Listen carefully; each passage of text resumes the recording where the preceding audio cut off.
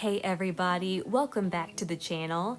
The past few days have been a little quieter in terms of news, but that doesn't mean things haven't been happening around Walt Disney World.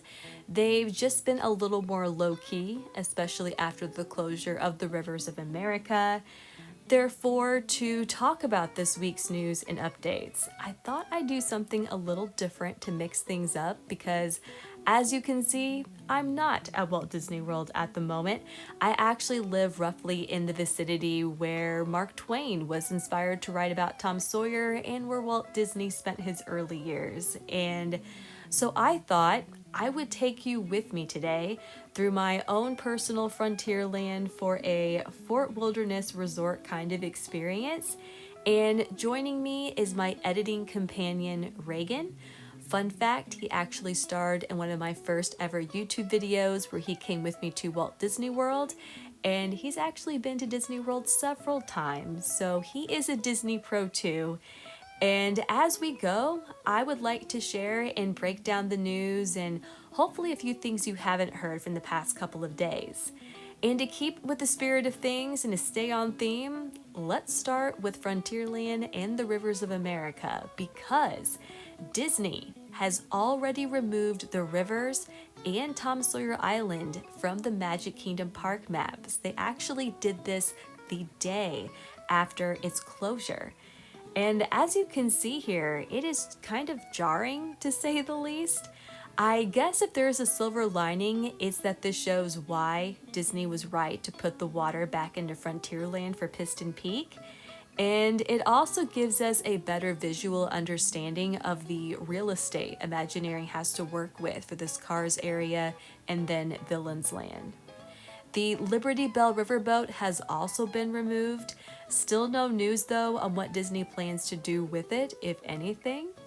And Disney has already begun to prep the island, the river, and the surrounding property for construction. In fact, workers were spotted on Tom Sawyer Island. So I guess this is for the best. If it has to be closed, I'd rather Disney rip off the band-aid now and get moving on this quick instead of the island and the river sitting behind walls for months and months without being touched.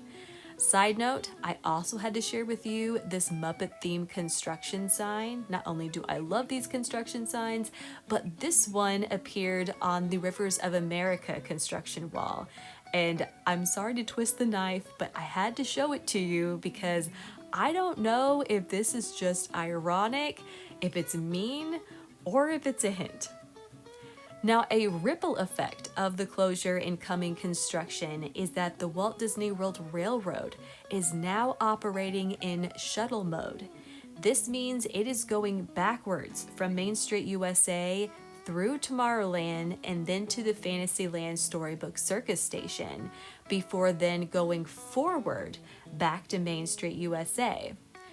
Also, as a bit of a surprise, Stitch has been added to the train spiel, courtesy of his voice actor and original Lilo and Stitch creator and director Chris Sanders.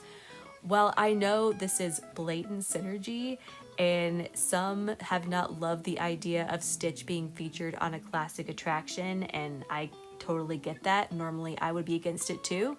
But for me, this spiel actually kind of worked. It was well done. Stitch interacting with the conductor wasn't as cheesy or cartoonish as it could have been, and there were actually moments where I laughed out loud. So this is a unique experience for sure, and I appreciate Disney did something special for shuttle mode, as they're calling it. But even though this is a bit of a novelty, the expectation is that we're going to be living with the train like this for quite a while. Unless Disney has another plan in mind, it may not offer that Grand Circle Tour experience again until Villains Land is complete, which could be as late as 2030. So while going backwards and the Stitch dialogue is special, it is unique, I think it's going to get old. Walt Disney Imagineering's YouTube channel also released a new episode of We Call It Imagineering, in which heavily focused on live entertainment while offering a first look at Starlight, Dream the Night Away parade coming to Magic Kingdom on July 20th.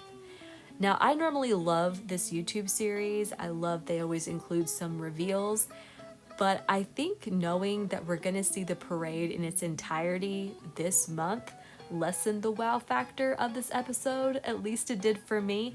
But even so, here is what I appreciated and suggest you look for when you catch this parade for yourself. First of all, the final float, which is the train. Imagineering revealed they've made the train an original character named Whimsy. I love when Imagineering creates their own characters. This is how we got Figment, Orangebird, Duffy and Friends, and the like.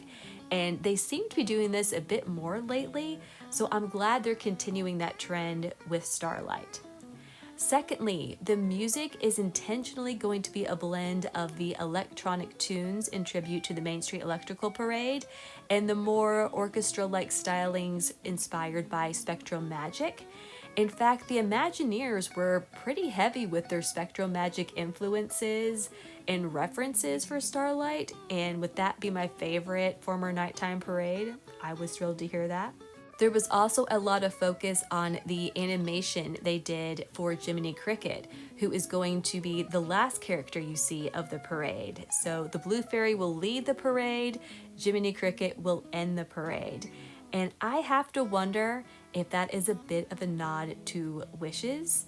Granted, they didn't say that, Disney hasn't confirmed that, that's just my speculation. But overall, those involved with the parade seem to have a long history with the company and a deep respect and appreciation for what they're doing with Starlight. They're treating this as a generational experience. So I'm very optimistic about it and how fans are going to receive it upon its July 20th debut.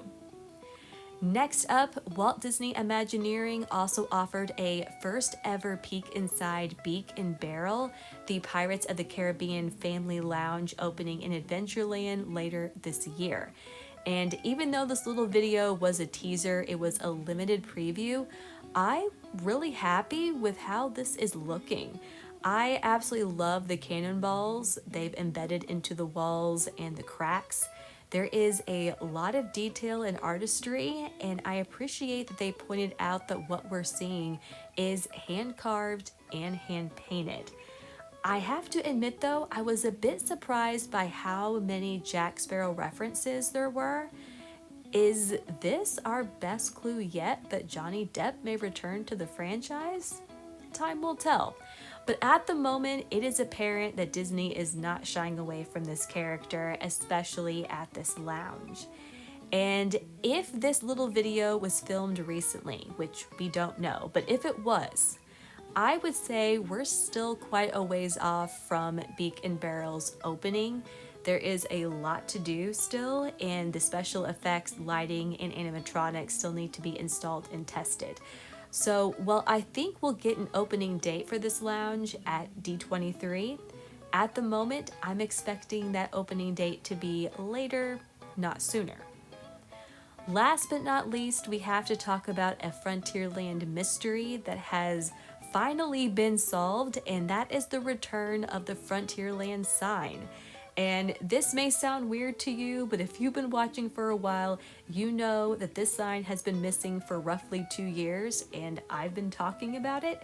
And it went missing amidst all of the changes that were announced for Frontierland and what still might be on the way for its neighboring land, Liberty Square. And it even got really strange there a few months ago when the other Frontierland sign by Adventureland went missing for a few months as well. But now I can report that the long missing sign is back and in its rightful place by the Frontierland DVC kiosk in the mini Mississippi River. But you know I'll be on watch for any other changes as the Frontierland overhaul continues and if it impacts Liberty Square. One last quick story, consider this a bonus that I'm tagging on to the end of this video. It appears that attendance was down for the 4th of July holiday at Walt Disney World, and that continues to be the case. The question though is why? Is it the expectation of high crowd levels over the 4th? Is it the economy? Is it all of the construction that's going on at Disney World right now? Or is it Epic Universe? I think it's still a little too early to tell for sure, but Disney has already rolled out a huge number of discounts this year, some of which just got revealed recently. Therefore, I think the Walt Disney Company's next quarterly earnings call could be very interesting. And I am very interested to see if this trend continues as we get into the Halloween and Christmas season. So, there you have it. That is my rundown of the news and updates from the past few days. Like I said, they're not nearly as dramatic or earth shattering as the closure of the rivers of America, but I still felt they were worth mentioning and discussing.